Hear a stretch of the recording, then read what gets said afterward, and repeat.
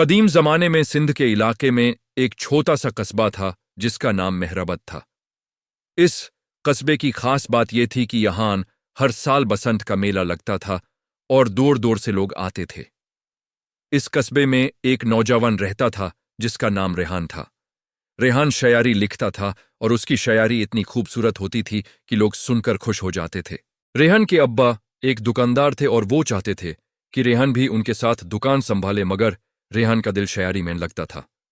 वो सुबह उठता और दरिया के किनारे बैठकर नज़में लिखता रहता। उसके अब्बा अक्सर कहते थे, रेहान बेटा शायरी से घर नहीं चलता, मगर रेहान का कहना था, अब्बा जान, अल्फाज की कीमत सोने से ज्यादा है। रेहान का एक दोस्त था जिसका नाम आरिफ था, जो बाजार में फूल बेचता था।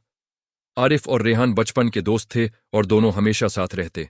आरिफ अक्सर कहता, रेहान तू इतनी अच्छी शायरी लिखता है, तू किसी मुशायरे में जाके अपना नाम रोशन कर।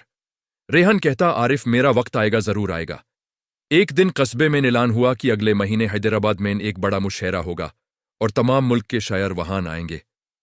जो सबसे अच्छी शायरी करेगा उस बादशाह खुद इनाम देंगे। यह सुनकर रेहान के दिल में उम्मीद जगी। उसने सोचा कि शायद यह उसका मौका है अपना हुनर दिखाने का। वो घर आया और अपने अब्बा से कहा, अब्बा जान, मैं हैदराबाद मुशायरे में जाना चाहता हूं। उसके अब्बा ने मना किया और बोला, यह सब फलतू बातीन हैं, तुम दुकान पर ध्यान दो। मगर रेहान की मां ने उसका साथ दिया। उन्होंने कहा, जाने दो इन्हें, अगर ये कामयाब हो गए तो हमारा नाम रोशन होगा। आखिर में अब्बा मान गए और रेहान को जाने की इजाजत मिल गई। रेहान ने अपनी सबसे अच्छी नज़में चुनी और उन्हें एक कागज पर लिख कर रख लिया। उसने आरिफ को भी साथ चलने को कहा और आरिफ भी तैयार हो गया। दोनों ने सफर की तैयारी की और एक हफ्ता बाद हैदराबाद की तरफ निकाल पड़े। सफर लंबा था और रस्ते में कई रुकावटें आईं। एक बार तो उनका सामान भी खो गया, मगर दोनों ने हिम्मत नहीं हारी। कई दिन बाद वो हैदराबाद पहुंचे और देखा कि पूरे शहर में जश्न का माहौल था। हर जगह पर शायरों के कसाइडे लगे हुए थे और लोग बहस कर रहे थे कि कौन जीतेगा। रेहान और आरिफ ने एक सस्ते से सराय में कमरा लिया और वहां ठहर गए। अगली शाम मुशायरा था और रेहान घबराहट में था। आरिफ ने उसका हौसला बढ़ाया और कहा, रेहान तू फिक्र मत कर, तेरी शायरी सबसे अच्छी है, तू जरूर जीतेगा। शाम को जब दोनों मुशायरे की जगह पर पहुंचे तो देखा कि एक बहुत बड़ा मैदान था जिसमें हजारों लोग बैठे थे। आगे एक मंच बना हुआ था जहां से शायर अपनी शायरी सुनाने वाले थे। बादशाह खुद भी वहां तशरीफ लाए थे और उनके साथ एक खूबसूरत लड़की भी थी जो उनकी बेटी थी। उसका नाम आयशा था और वो इतनी खूबसूरत थी कि रेहान ने जब यूं देखा तो उसका दिल थाम सा गया। आयशा के बाल लंबे थे, आंखें गहरी थी और चेहरे पर एक नूर था। रेहान पहली बार अपनी शायरी भूलकर सिर्फ आयशा को देखता रह गया। आरिफ ने उसको धक्का दिया और बोला, क्या हो गया तुझे, ध्यान कहां है? रेहान ने कहा, कुछ नहीं, बस वो लड़की। आरिफ ने कहा, वो तो बादशाह की बेटी है, तेरे जैसे गरीब शायर का उस क्या काम। रेहान चुप हो गया, मगर उसका दिल अब आयशा के लिए धड़कने लगा था। मुशायरा शुरू हुआ और एक एक करके शायर आगे आते और अपनी शायरी सुनाते। कुछ की शायरी अच्छी थी तो कुछ की आम। जब रेहान की बारी आई तो वो आगे बढ़ा। उसके हाथ कांप रहे थे और दिल जोर जोर से धड़क रहा था। उसने अपनी नज़म शुरू की जो उसने प्यार और इश्क पर लिखी थी। जैसे ही वो बोलता गया लोग चुपचाप सुनने लगे। उसकी आवाज में जादू था और अल्फाज इतने खूबसूरत थे कि लोग खुश हो गए। जब उसने नाज़म खत्म की तो चारों तरफ तालियां बजने लगीं। बादशाह भी मुस्कुरा रहे थे और कह रहे थे, बहुत खूब। मगर सबसे खास बात यह थी कि आयशा ने रेहान को घूर कर देखा। उस लगा कि यह शायर कुछ अलग है।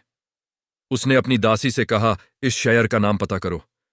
दासी ने पता लगाया और आयशा को बताया कि उसका नाम रेहान है और वो मेहराबद से आया है। मुशायरा खत्म हुआ और बादशाह ने ऐलान किया कि कल फैसला सुनाया जाएगा कि कौन जीतेगा। सब लोग चले गए। रेहान और आरिफ भी वापस सराय में न आए। रात को रेहान सो नहीं पाया। वो बरबर आयशा के चेहरे को याद कर रहा था। उसने सोचा कि काश वो उससे मिल पाता। अली सुबह जब रेहान बाहर घूम रहा था तो अचानक उसे एक दासी दिखाई दी जो यूं से इशारा कर रही थी। रेहान उसके पास गया तो दासी ने कहा, तुम रेहान हो ना? रेहान ने कहा, हां मैं हूं। दासी ने कहा, शहजादी आयशा ने तुम्हें बुलाया है, मेरे साथ आओ। रेहान हैरान रह गया, शहजादी ने मुझे क्यों बुलाया? मगर वो दासी के साथ चल पड़ा। दासी उस महल के एक खास हिस्से में ले गई जहां एक छोटा सा बगीचा था। वहां आयशा खड़ी थी और फूलों को देख रही थी। जब उसने रेहान को देखा तो बोली, आओ रेहान, मैं तुमसे मिलना चाहती थी। रेहान ने अदब से सलाम किया और कहा, शहजादी, आपने मुझे क्यों बुलाया? आयशा ने कहा, तुम्हारी शायरी बहुत अच्छी थी। मैंने ऐसी शायरी पहले कभी नहीं सुनी। तुम वहां से हो जहां मोहब्बत की कमी नहीं है। रेहान ने कहा, शहजादी, मैं तो मेहरबत से हूं, जो एक छोटा सा कास्बा है। वहां सब आम लोग रहते हैं। आयशा ने कहा, आम लोग ही तो सच्चे होते हैं रेहान। वैसे बताओ, तुमने वो नाज़्म किसके लिए लिखी थी? रेहान शर्मा गया और बोला, शहजादी, वो मैंने अपने दिल की आवाज सुनकर लिखी थी। मैंने कभी किसी से मोहब्बत नहीं कि, मगर मोहब्बत के बारे में सुनकर लिखी। ईशा मुस्कुराई और बोली, अच्छा। फिर उसने कहा, रेहान, मैं चाहती हूं कि तुम कुछ दिन यहां रुको, मुझे तुमसे बातें करनी हैं। रेहान ने कहा, जी शहजादी, जैसे आप कहें। उसके बाद कई दिन तक रेहान और ईशा चुपके चुपके मिलते रहे, कभी बगीचे में तो कभी दरबार के किसी कोने में। दोनों घंटों बातें करते। ईशा रेहान से शायरी सुनती और रेहान ईशा को अपनी कस्बे की कहानियां सुनाता। धीरे धीरे दोनों एक दूसरे के करीब आने लगे और मोहब्बत होने लगी। एक दिन रेहान ने हिम्मत करके कहा, ईशा, मैं तुमसे मोहब्बत करता हूं। जब से तुम्हें देखा है मेरा दिल तुम्हारा हो गया है। ईशा चुप हो गई। फिर बोली, रेहान, मैं भी तुमसे मोहब्बत करती हूं, मगर यह मोहब्बत मुश्किल है। तुम एक शायर हो और मैं एक शहजादी। मेरा बाप कभी इस रिश्ते की इजाजत नहीं देगा। रेहान ने कहा, तो क्या हम कभी साथ नहीं रह सकते? ईशा ने कहा, पता नहीं रेहान, मगर मैं तुम्हारे बिना नहीं रह सकती। हमें कुछ सोचना होगा। दोनों बहुत परेशान हुए, मगर कोई हाल नहीं सूझा। तभी मुशायरे का फैसला का दिन आ गया। बादशाह ने सभी शायरों को बुलाया और कहा, आज मैं फैसला सुनाऊंगा। उन्होंने तमाम शायरों की शायरी की तारीफ की और फिर कहा, मगर सबसे बेहतर शायरी रेहान की थी। मैं यूं ही विजेता घोषित करता हूं। सब लोगों ने तालियां बजाईं और रेहान को मुबारकबाद दी। बादशाह ने रेहान को बुलाया और एक थैली सोने की मोहरों की दी। फिर बोले, रेहान, तुम्हारी शायरी बहुत उम्दा है। तुम एक लायक शायर हो। अगर तुम चाहो तो मेरे दरबार में रह सकते हो। रेहान ने कहा, बादशाह सलामत, यह मेरे लिए बहुत बड़ी बात है। मैं जरूर रहूंगा। बादशाह खुश हुए और रेहान को महल में रहने की जगह दी। रेहान अब महल में रहने लगा और ईशा से मिलना और भी आसान हो गया। दोनों हर रोज मिलते और बातें करते, मगर दोनों जानते थे कि जब तक बादशाह को पता नहीं चलेगा तब तक वो साथ नहीं रह सकते। एक दिन ईशा ने कहा, रेहान, हमें मेरे अब्बा से बात करनी होगी। मैं नहीं चाहती कि हम चुपके चुपके मिलते रहें। रेहान ने कहा, ठीक है, मैं तुम्हारे अब्बा से बात करूंगा। अगली सुबह रेहान ने हिम्मत करके बादशाह के दरबार में जाने का फैसला किया। जब वो दरबार में पहुंचा तो बादशाह तख्त पर बैठे थे और कई वाजिर भी वहां थे। रेहान ने आगे जाकर सलाम किया और कहा, बादशाह सलामत, मुझे आपसे कुछ कहना है। बादशाह ने कहा, कहो रेहान, क्या बात है? रेहान ने लंबी सांस ली और बोला, बादशाह, मैं आपकी बेटी शहजादी ईशा से मोहब्बत करता हूं और मैं उससे शादी करना चाहता हूं। यह सुनकर सभी वजीर एक दूसरे की तरफ देखने लगे। बादशाह का चेहरा सख्त हो गया। उन्होंने कहा, क्या कहा तुमने? तुम एक आम शायर हो और मेरी बेटी से शादी करना चाहते हो? रेहान ने कहा, जी बादशाह, मैं जानता हूं कि मैं आपके लायक नहीं हूं, मगर मैं शहजादी से सच्ची मोहब्बत करता हूं। बादशाह ने गुस्से से कहा, यह कैसे हो सकता है? मैं अपनी बेटी की शादी किसी बादशाह या नवाब से करूंगा, ना कि किसी गरीब शायर से। तुम यहां से चले जाओ। रेहान का दिल टूट गया, मगर वो वहां से चला गया। जब आयशा को यह बात पता चली तो वो बहुत रोई। उसने अपने अब्बा से मिन्नत की और कहा, अब्बा प्लीज रेहान को एक मौका दीजिए, वो बहुत अच्छा इंसान है। बादशाह ने कहा, नहीं आयशा, मैं अपने फैसला नहीं बदल सकता। आयशा ने कहा, तो फिर मैं भी कभी शादी नहीं करूंगी। बादशाह परेशान हो गए।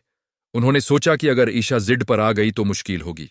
उन्होंने आयशा से कहा, ठीक है, अगर वो लड़का मेरे 3 सवाल का जवाब दे देगा तो मैं उससे अपनी बेटी की शादी कर दूंगा। ईशा खुशी से बोली, शुक्रिया अब्बा, मैं रेहान को बता दूंगी।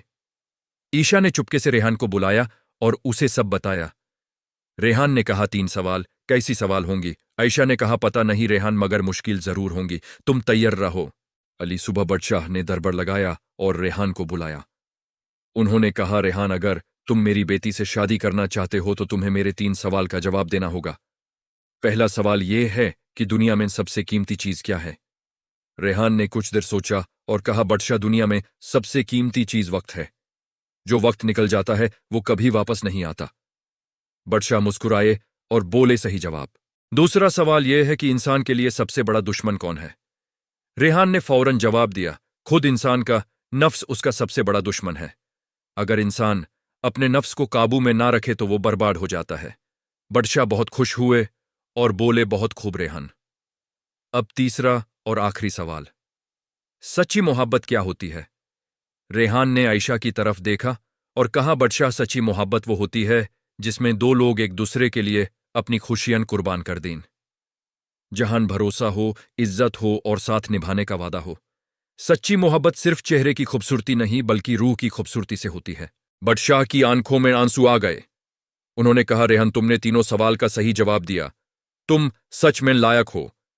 मैं अपनी बेटी की शादी तुमसे करने को तैयार हूं। रेहान की खुशी का ठिकाना ना रहा। उसने झुक कर बादशाह को सलाम किया। ईशा भी वहां आई और अपने अब्बा को गले लगाया। बादशाह ने कहा, ईशा बेटा, तुमने सही फैसला किया। रेहान एक अच्छा इंसान है और वो तुम्हारा ख्याल रखेगा। कुछ ही दिनों में रेहान और ईशा की शादी की तैयारियां शुरू हो गईं। पूरे शहर में जश्न मनाया गया। रेहान के अब्बा और अम्मी को भी बुलाया गया। जब उन्होंने अपने बेटे को दूल्हा बनते देखा तो बहुत खुश हुए। रेहान के अब्बा ने कहा, बेटा, मैंने तुम्हें गलत समझा था। तुम्हारी शायरी ने तुम्हें यहां तक पहुंचाया। मैं तुम पे फख्र करता हूं। शादी बड़े धमधम से हुई। तमाम शहर के लोग आए और रेहान और आयशा को मुबारकबाद दी। आरिफ भी वहां था और वो बहुत खुश था। उसने रेहान से कहा, देखा, मैंने कहा था तू कामयाब होगा। शादी के बाद रेहान और आयशा महल में रहने लगे। दोनों की जिंदगी खुशियों से भर गई। रेहान अब भी शायरी लिखता, मगर अब उसकी शायरी और भी अच्छी हो गई क्योंकि वो आयशा से मोहब्बत करता था। उसकी नज़में अब इश्क और मोहब्बत से भारी होती थी। आयशा भी रेहान का बहुत ख्याल रखती। वो उसकी हर जरूरत का ध्यान रखती और उसकी शायरी सुनकर खुश होती। कई महीने गुजार गए और एक दिन आयशा ने रेहान को एक खुशखबरी दी। उसने कहा, रेहान, हमें जल्द ही एक नन्हे मेहमान की आवाज सुनने को मिलेगी। रेहान बहुत खुश हुआ। उसने आयशा को गले लगाया और कहा, यह तो बहुत अच्छी खबर है। कुछ महीनों बाद उनके घर एक प्यारा सा बेटा आया जिसका नाम फैजान रखा गया। फैजान के आने से घर में और भी रोशनी आ गई। रेहान और आयशा दोनों अपने बेटे को बहुत प्यार करते। रेहान अक्सर फैजान को गोदी में लेकर शायरी सुनाता और कहता, बेटा, बड़ा होकर तू भी शायर बनेगा। फैजान बड़ा होता गया और अपने अब्बा की तरह समझदार बन गया। उसने भी शायरी सीखी और अच्छी नज़में लिखने लगा। रेहान बहुत खुश था कि उसका बेटा भी उसकी तरह हुनरमंद है। कई साल बीत गए। रेहान अब एक मशहूर शायर बन चुका था। उसकी किताबें छापती थी और लोग दूर दूर से आके उनसे मिलते। मगर रेहान कभी गुरूर नहीं किया। वो हमेशा हलीम और आदमी रहा। एक दिन रेहान को खबर मिली कि उसके कस्बे मेहराबाद में सूखा पड़ गया है। लोगों के पास खाने पीने को कुछ नहीं बचा है। यह सुनकर रेहान बहुत दुखी हुआ। उसने फौरन बादशाह से इजाजत ली और अपने कस्बे की तरफ चला। आयशा ने कहा, मैं भी तुम्हारे साथ चलूंगी। रेहान ने कहा, नहीं आयशा, वहां हालत ठीक नहीं है, तुम यहां रहो। आयशा ने जिद की और बोली, नहीं रेहान, मैं जरूर चलूंगी। वो लोग मेरे भी लोग हैं। दोनों अपने बेटे फैजन को साथ लेकर मेहराबद पहुंचे। वहां का हाल देखकर उनका दिल बैठ गया। लोगों के चेहरे सूखे हुए थे और बच्चे भूख से बिलबिल रहे थे। रेहान ने फौरन काम शुरू किया। उसने बादशाह से मदद मांगी और उन्हें खाना और पानी भिजवाया। आयशा भी औरतों और बच्चों की मदद करती रही।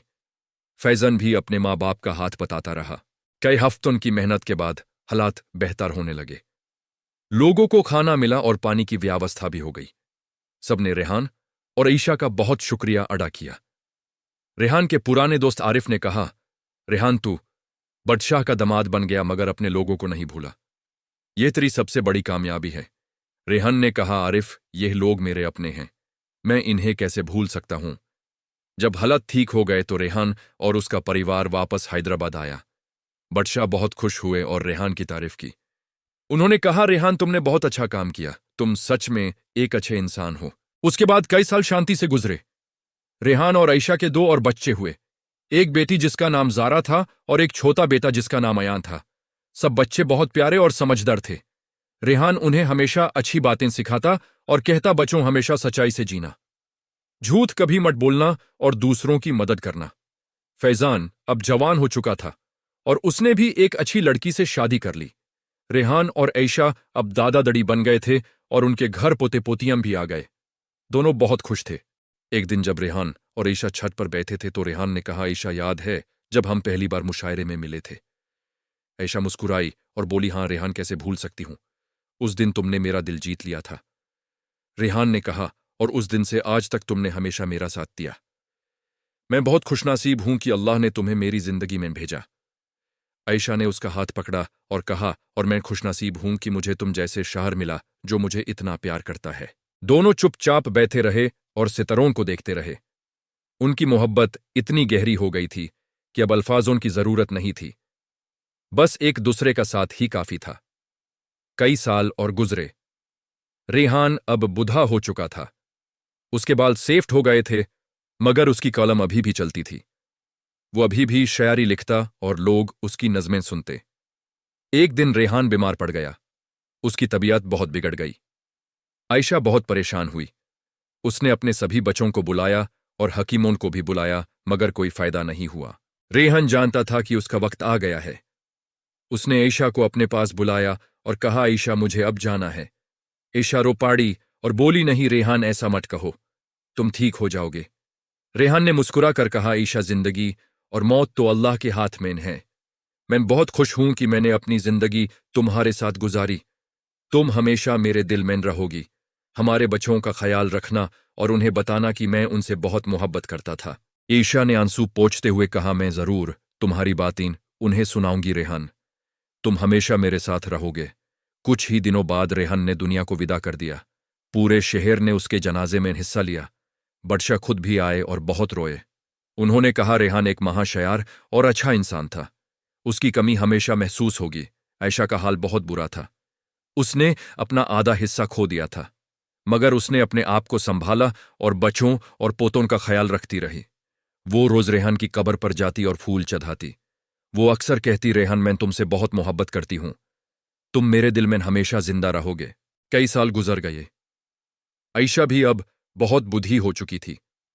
एक दिन उसने महसूस किया कि उसका भी वक्त आ गया है। उसने अपने सभी बच्चों को बुलाया और कहा, अब मैं भी तुम्हारे अब्बा के पास जा रही हूं। उन्हें अकेला नहीं छोड़ सकती। बच्चे रो पड़े। फैजान ने कहा, अम्मी, हमें छोड़कर मत जाइए। आयशा ने मुस्कुरा कर कहा, बेटा, जिंदगी का यही दस्तूर है। तुम सबका ख्याल रखना और हमेशा एक दूसरे का साथ देना। तुम्हारे अब्बा ने तुम्हें बहुत प्यार किया और मैं भी। हम हमेशा तुम्हारे साथ रहेंगे। कुछ ही दिनों बाद आयशा ने भी दुनिया को विदा कर दिया। लोगों ने उसे रेहान के बगल में दफनाया। आज भी उनकी कब्रें हैदराबाद में हैं और लोग वहां जाते हैं। उनकी मोहब्बत की कहानी आज भी लोगों की जुबान पर है। लोग कहते हैं कि रेहान और ईशा की मोहब्बत सच्ची मोहब्बत थी जो मौत के बाद भी जिंदा है।